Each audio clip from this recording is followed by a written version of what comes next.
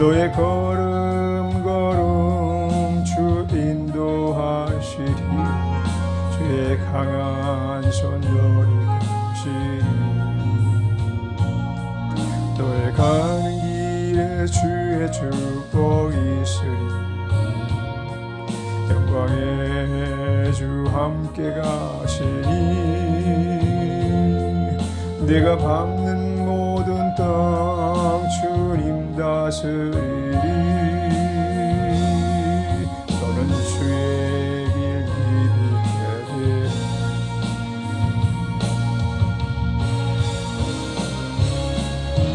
주님 나라 위하여 길 떠나는 나의 형제여, 주께서 가라시니 너는 가라. 주 이름으로 거칠은 왕야 위에 꽃은 피어나고 세상은 내 안에서 주님의 영광 보리라. 강하고 담대하라. 세상 이기신 주 늘 함께 너와 동행하시며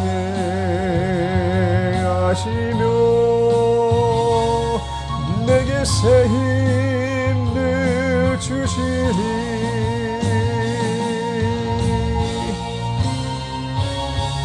히브리서 10장을 보시겠습니다. 히브리서 10장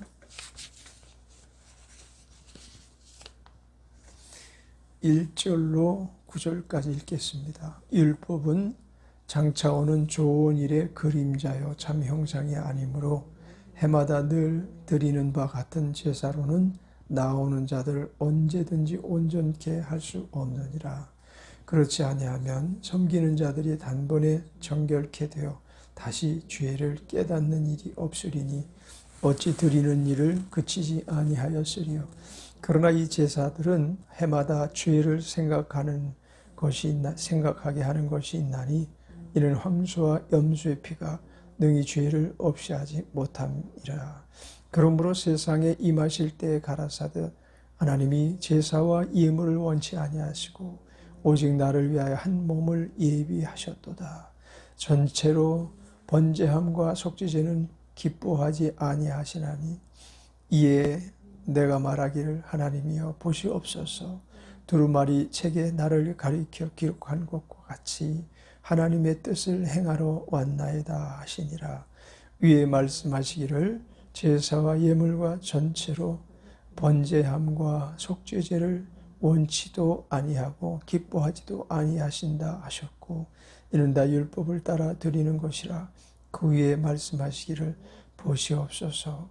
내가 하나님의 뜻을 행하러 왔나이다 하셨으니 그 첫 것을 폐하심은 둘째 것을 세우려 하심이라. 아멘. 어제에 이어서 예수 그리스도의 이 땅에 오셔야 될 이유와 그 오신 목적 그리고 그 목표를 다 이루시고 이제 우리의 구속주가 되시고 우리의 대제사장이 되셔서 우리가 날마다 하나님께 나아가는데 전혀 문제가 되지 아니하도록 우리 주 예수님이 단번에 우리의 죄의 문제, 하나님과 이제 언약 중보하신 그 언약의 완성을 통해서 완전히 하나님의 자녀로서 살게 해주신 것을 우리는 거듭해서 지금 히브리서 기자가 오랜 시간에 걸쳐 설명을 하는 그 일에 대해서 중요성을 느껴야 되지 않으면 안 됩니다.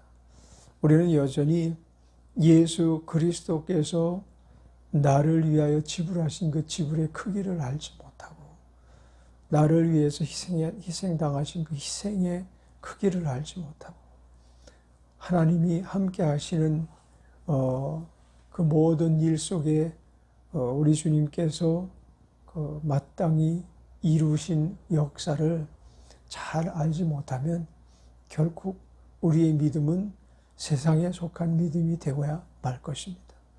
많은 사람들이 세상 것 때문에 믿는 경우가 많습니다. 세상에 호의호식하고 살고 연락하면서 살고 계획한 바를 이루어 주신 것에 감동하면서 하나님께 감사를 하고 찬양을 하고 기뻐하고 찬송을 늘 대하면서 살고, 그런데 그 자신이 세웠던 계획했던 목표가 무산돼 버리고 말면, 달성되지 못하고 실패로 끝나고 말면 예수님도 실패하신 예수님처럼 생각하는 경우가 많이 있다는 거죠. 그래서 아니 예수님이 이 부분을 왜 해결해 주시지 않느냐고 원망하고 불평하는 경우도 있고, 또 그런가 하면 예수님도 이 문제는 어찌할 수 없으신가 보다 이렇게 포기하고 소망을 잃고 인내심을 저버리고 믿음의 온전함을 가지고 살아가던 길에서 좌초하는 경우가 종종 있다는 것을 우리는 알지 않으면 안 됩니다. 구약 시대에 황소와 염소의 피가 능히 죄를 없이 하지 못함이라 라고 했던 것처럼 예수 그리스도의 피가 죄를 없이 하지 못하는 피라고 한다면 그건 언약의 피가 아닌 것입니다. 그러면 우리는 또 다른 예수를 찾아 나서야만 하는 것입니다. 그러나 예수님의 피는 단번에 온 인류의 죄를 해결해 주신 언약의 피, 그리고 하나님이 그 언약을 책임지시는 피이기 때문에 그분을 통해서 우리는 완숙에 이루어야 되고 완전한 온전함을 지니고 살아가야만 하는 것입니다. 예수 그리스도는 우리를 위하여 예비하셨던 분이고 우리를 위하여 몸짓고 피 흘려 죽기까지 하면서 하나님이 언약하신 그 일을 달성하실 수 있는 능력의 구원자시오. 이제 장차 만주의 주가 되시고 만왕의 왕이 되셔서 우리 가운데 임하실 것입니다. 어저께 팔레스타인 사람들이 이스라엘에 150발이 넘는 미사일을 쐈어요. 어제가 어떤 날인가 하면 예루살렘을 탈환한 기념일이었거든. 그래서 기념 행사를 하고 있는 예루살렘을 향해서 미사일을 쐈는데, 예루살렘을 향해서 미사일을 쏜 것은 극히 오래전의 일이었고 정말 오랜만에 아주 작심하고 팔레스타인 사람들이 이스라엘에 공격을 퍼부었는데, 이스라엘에는 아이돔이라고 하는 그 미사일을 격추시키는 또 미사일이 있어요. 공격 미사일이 있고 방어 미사일이 있는데 세계에서 가장 뛰어난 미사일 중에 하나가 아이언돔이라고 이스라엘이 방어용으로 쓰는 미사일이에요. 그 팔레스타인에서 미사일을 땅 하고 쏘면은 그 불꽃이 쫙 올라가는데 그냥 올라가다 말고 그냥 깨져버리고 마는 거야. 공격을 먼저 해가지고. 그래가지고 우리가 방어를 하는 방어용 미사일이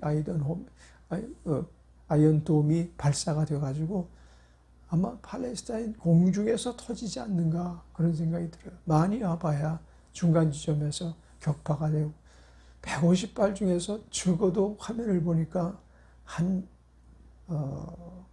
한두 개 빼놓고는 다 격추를 시켰어. 그처럼 대단한 능력을 지닌 미사일이 있어서 이스라엘 사람들은 그들이 하마스 무장단체인 하마스에서 쏘는 그 미사일을 그다지 두려워하지 않아요. 거기서 미사일이 발사됐다고 하면 벌써 이스라엘 전역에는 사이렌이 울리기 시작해요. 딱 발사하면은 이 경보체제가 얼마나 잘 되니 사이렌이 딱 울리고, 그리고 얼마 가지 않아서 따당 하고 아이언돔이 발사되면 그냥 순식간에 가가지고 그 미사일들을 파괴시키는 거예요. 미사일 한 발에 보통 5 내지 10억이 되는데 아이언돔도 그에 비교되는 그 아마 비용을 지불해야만 사용할 수 있을 거예요. 그렇게 엄청난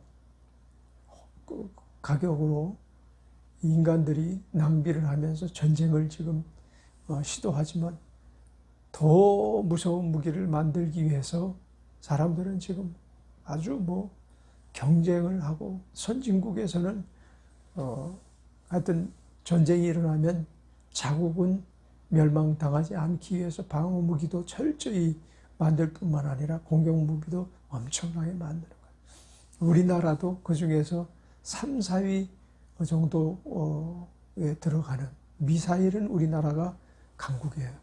세계 최대 강국 중에 하나예요. 아마 소련, 미국 다음에 한국이 미사일은 최강의 전력을 가지고 있어요. 다만 핵폭탄만 가지고 있지 않지 미사일이 어마어마하게 우리나라. 그래서 우리나라 미사일이 중국까지 가는 미사일, 일본까지 가는 미사일 이런 것들은 엄청난 파괴력을 지닌 핵 폭탄을 버금가는 능력을 가진 미사일들이 지금 한 1,500기, 2,000기 정도로 전부 이렇게 배치가 되어 있다고 그래요. 전쟁이 나면 아마 엄청난 피해가 한국에는 벌어질 거예요. 왜냐하면 북한의 무기도 만만치 않기 때문에 핵폭탄은 사용하지 못한다 할지라도 전술핵 정도 되는 핵을 아주 소형화해서 그 폭발력을 좀 아주 극소화해 가지고 전 세계적으로 문제가 되지 아니할 만큼 그렇게 해 가지고 이제 전쟁을 치르겠지만 또 북한 병력도 그 숫자라는 면에서 호전성이라는 면에서 만만치 않기 때문에 한국에서 전쟁이 일어나면 아마 거의 중국도 그 전쟁에 같이 참여할 거고 또 러시아도 참여할 가능성이 많고 미국은 두말할 것 없이 참여할 것이고 그리고 이제 일본에 주둔되어 있는 미군들이 막 한국으로 이제 파병을 하겠지만 우리들이 가장 원치 않는 게 일본군이 우리나라에 파병되는 것을 원치 않거든요. 근데 이제 그것까지도 가능하지 않을까. 그럼 이제 세계대전이 일어나게 되겠죠. 사람들은 이제 3차 대전이라는 말에 그냥 3차 대전이 끝나면 유토피아가 이 땅에 건설되겠지라고 생각할지 모르지만 제대로 된 그리스도인은 3차 대전이 우리 왕 되신 주님께서 이 땅에 강림하시는 신호인 것을 잘 압니다. 그 중에 이제 환란이 일어나고 환란 끝에 천년왕국이 도래하고 천년왕국이 지난 다음에 온 세상이 주님의 세상이 되어지는 주님이 통치하는 나라가 되어지는 그런 이제 순서대로 순서를 따라 주님이 이제 오실 날을 우리는 고대하고 있는 것입니다. 그간에 이제 죽는 사람들이 지구상의 절반 이상은 죽고 그런 그 대가를 지불하겠죠. 그러나 그 안에 예수 믿는 사람도 죽겠지만 앞서간 그들은 주님 오실 때 먼저 들림받고 또 살아남은 자도 들림받겠죠. 전쟁이 일어나면 예수 믿는 사람이나 예수 믿지 않는 사람이 다 죽어요. 다 죽는데 단 예수 믿지 않는 사람은 예수 그리스도의 피의 흔적, 언약의 피의 흔적이 없기 때문에 그냥 심판 후에 지옥으로 떨어질 것이고 예수 믿는 사람은 무덤이 열리고 주님께서 이리 오라 라고 하실 때 그 영혼이 주님 품 안에 안착해서 이제 영원한 나라에 입성할 준비를 1000년 동안 우리 주님과 더불어서 혼인잔 자면서 하게 되는 것입니다. 그래서 이런 전쟁의 역사와 또 주님이 말씀하신 것처럼 또 전 세계 기근, 천재지변 이런 것들이 그 예수님 오실 징표라고 주님이 친히 말씀하셨어요. 그리고 이 복음이 땅끝까지 증거되면 내가 다시 오겠다라고 말씀하신 바 있고 또 뭐 그 외에 무화과 나무의 잎이 푸르면 그때 인자가 다시 올 때인 것을 너희는 알라라고 말씀하셨는데, 뭐 이 부분에 대해서는 설왕설래가 있지만 무화과 나무는 이스라엘 상징 그 국가수거든요. 상징수고 이스라엘을 우린 무화과 나무에 비유할 때가 많이 있어요. 성경도 그렇고 포도나무라는 그 비유도 있지만 무화과 나무 비유할 때는 이스라엘을 상징하는 그런 경우가 많기 때문에 이스라엘이 나라 없이 2000년 동안 유리방황하다가 나라를 찾아 건국을 한 것이 우리나라하고 똑같아요. 우리나라가 해방돼서 건국한 그 해에 이스라엘도 같이 건국을 했어요. 그 역사상 그런 그 치열한 전쟁 끝에 그 같이 건국한 기념일이 같은 해에 있는 것이 이스라엘과 한국이에요. 어찌 보면 어떤 주님의 뜻이 다 있으시겠죠. 이스라엘은 유대교를 상징하고 있고 이 마지막 때에 한국은 기독교를 상징하는 나라가 되었으니 얼마나 다행한 일입니까? 우리나라가 하나님의 선택을 받지 아니했다면 이와 같은 일이 일어날 수 없었을 것이고 주 예수님께서 우리나라를 친히 지목하시고 여기서 복음의 꽃을 피우게 하시지 아니하셨다면 성령의 폭발적인 역사를 통해서 우리나라의 교회사가 이와 같이 번창할 수가 없었을 거예요. 그래서 우리 주님께서 단번에 이루신 그 구원의 역사가 우리나라는 적어도 한 20% 이상은 참여하는 자 아닐까 그런 생각을 하죠.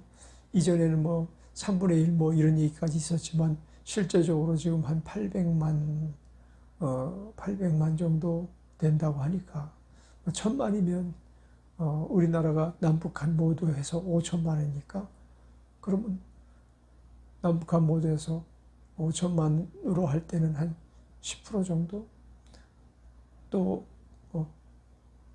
남한만 하게 된다면 한 20% 정도는 25% 과거는 25%도 상정하고 그랬지만 지금은 한 20% 정도는 그래도 우리 주 예수님을 나의 주로 나의 하나님으로 섬기는 나라예요. 참 복된 나라입니다. 이 동남아시아 쪽으로 쭉 내려가면 일본만 하더라도 예수 그리스도를 믿는 사람이 많잖아요. 다 멸망받을 족속이요 나라라고 볼 수밖에 없는 아주 지극히 하나님이 싫어하시는 일만 찾아서 하는 그런 나라들이 얼마나 많은지 몰라요. 동남아시아에 뭐 불교 국가, 이슬람 국가 이런 데 전부 다 예수 그리스도가 들어갈 자리가 없어요. 근데 우리나라는 우리 주님께서 얼마나 여러 가지 역사적 상황을 잘 이용하셔가지고 이렇게 복된 나라가 되게 해주셨는지 감사해야 될 것입니다. 우리가 만약에 이스라엘에서 태어났다면 여전히 유대교를 숭상하는 사람들이 되었을 것이고 또 만약에 아시아권에서 태어났다면 동남아시아 태어났다면 우상 섬기는 일에 지극정성을 떨었을 것입니다. 이전에 예수 그리스도를 믿기 전에 이 나라가 우상 사신을 얼마나 지극히 섬겼냐고.